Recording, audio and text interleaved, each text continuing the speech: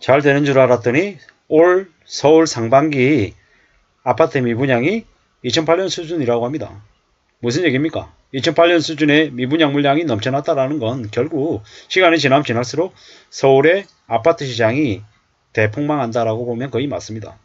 뭐 서울의 아파트 분양받아서 프리미엄으로 3억 올랐다, 5억 올랐다, 7억 올랐다라고 얘기하지만 실제로는 안 팔린다. 팔리지 않고 이제 입주 시기가 다가오는데 그 입주 시기에 전세자 들여가지고 잔금 치르고 어쩌고 저쩌고 하려고 했는데 생각만큼 쉽게 그러한 부분들이 해결되지 않더라는 거죠.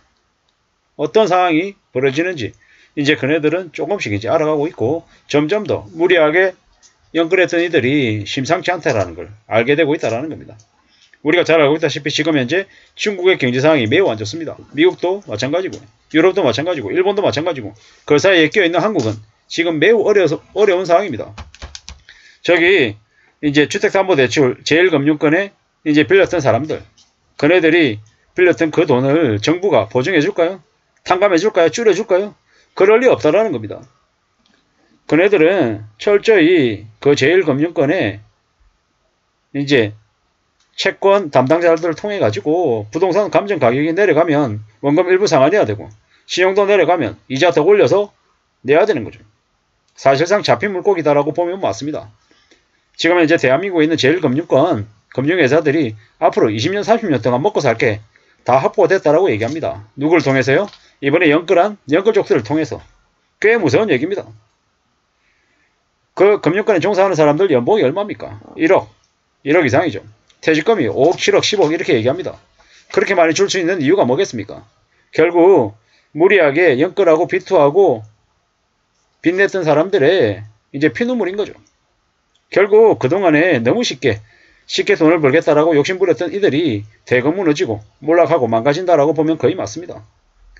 뭐 쉽게 돈 벌고 쉽게 뭐 할 수 있는 거 잘 없습니다. 정말로 세상은 엄마 아빠가 아니고 뭐 달라 그런다고 세상이 냉큼 이렇게 주는 거 없다라는 겁니다. 대한민국에 전 세계에 극소수의 부자가 탄생하는 비법이 뭡니까? 보통의 사람들이 무수히 많이 몰락하고 망가져야 소수의 부자가 탄생합니다. 지금 이제 2024년, 5년, 6년, 7년 앞으로 이제 경기가 매우 어려워지면 그 어려워지는 동안 무수히 많은 부동산 물량들이 쏟아져 나오겠죠. 물론 2011, 12, 13 뭐 이때처럼 집값이 많이 떨어졌고 거래가 많이 줄어들었지만 언론에서는 계속 집값이 올랐다라고 pom프질하고 분위기 조장할 겁니다. 그러다가 이제 2011, 12, 13, 14년 한 말, 뭐 15년 초, 뭐 이때쯤 해서 이제 집값이 이제 내려갔다라고 언론이 잠깐 나왔었죠. 마찬가지로 이번에도 그럴 것 같습니다. 24, 25, 26, 27. 뭐 계속 집값은 내려갈 것이고요. 거래는 실종될 거고 사람들은 점점 더 힘들어하고 뱉어내고 난리가 나겠지만 실제로 무리하게 빚낸 사람들은 허덕이겠지만 겉으로 드러내고 뭔가 조치를 못하는 상황이 아마 내몰릴 겁니다. 뭐 그러면 이제 연끌하고 했던 사람들 할 수 있는 방법은 뭐겠습니까? 집 월세 주고 전세 주고 월세 주고 이제 자기 부모 집으로 이제 들어가는 거죠. 사이즈 줄여서. 그렇게라도 할 수 있으면 참 다행인 거고요. 금매라도 해가지고 처분할 수 있으면 다행인 겁니다. 근데 그것도 쉽지 않은 거죠. 왜? 손실을 먹을 거야 되는 거니까. 보통의 사람들이 집을 사는 건 쉽게 사도 파는 걸 금세 못 팝니다. 집 파는 게 되게 어렵습니다. 특히나 호황일 때는 부동산 경기가 살아있을 때는 금세 팔릴 수도 있겠지만 불황일 때는요. 정말 어렵다라는 겁니다. 쉽지 않다라는 겁니다. 그게 지금의 현실인 거고 앞으로 점점 더 어려워질 거다. 그렇기 때문에 정신 바짝 차리고 살아야 된다. 라는 말씀을 드리고 싶고요. 뭐 지금 현재 정부는 집값을 연착륙시키고 싶은 의도는 가지고 있지만 실제로 그러지 못하고 있습니다. 금리를 올리면 집값 떨어질까봐 걱정인 거고 또 대출을 계속 해줬더니 또 가계대출이나 전체 뭐 대출 규모가 이제 계속 늘어나서 언제 어떻게 폭탄이 돼서 터질지 모르니까 진퇴양난이죠. 이러지도 못하고 저러지도 못하고 최근에 한국은행 총재의 얼굴이 썩었다라고 얘기할 정도입니다.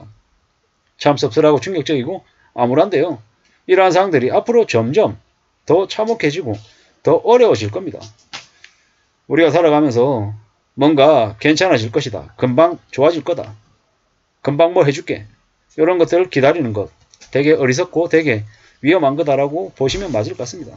우리가 살아가는 삶이 금방 뭐가 이루어지는 게 잘 없습니다. 오래 걸립니다. 특히나 대한민국의 경기도, 경제도, 경제 상황이 이제 잃어버린 10년이 이제 초입에 들어갔잖아요. 다시 리레버리징하고 다시 되살리기 위해서 유동성을 늘리고 하는 시기가 언제쯤 되겠습니까?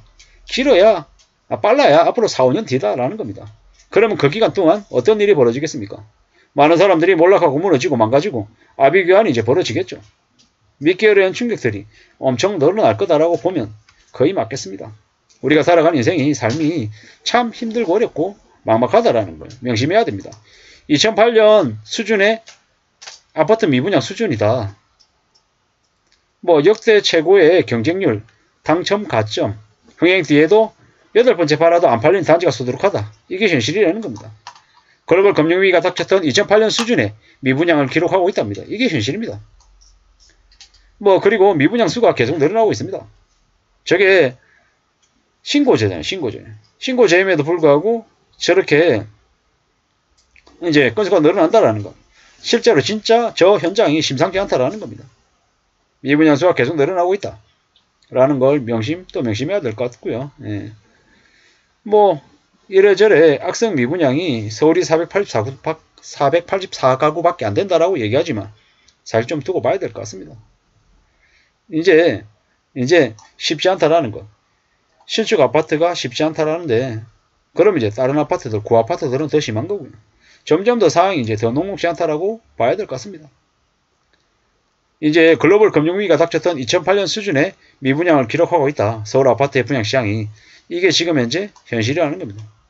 기록 중이다. 앞으로 어떻게 되겠나? 우리의 삶이 어떨지, 어떤 마음으로 어떻게 살아가야 될지에 대한 고민들을 잘 해둬야 될 것 같습니다. 사는 게 쉽지 않고 많이 힘들고 많이 어렵다라는 걸 명심해야 될 것 같고 그런 와중에 함부로 투기를 하거나 함부로 욕심부려서는 안 될 것 같다.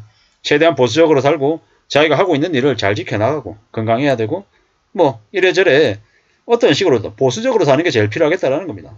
누군가가 뭘 얘기했을 때 쉽게 결정하지 않고 신중하고 생각하고 또 생각하고 한 번 더 따져보고 그리고 아주 천천히 아주 느릿느릿 결정하는 게 필요한 시대입니다. 주변에서 빨리 뭘 하라고 다그치고 조급하게 만들고 지금 아니면 기회가 없다라고 얘기하겠지만 현실은요. 지금 기회가 지나가면 다음번에 기회 또 옵니다.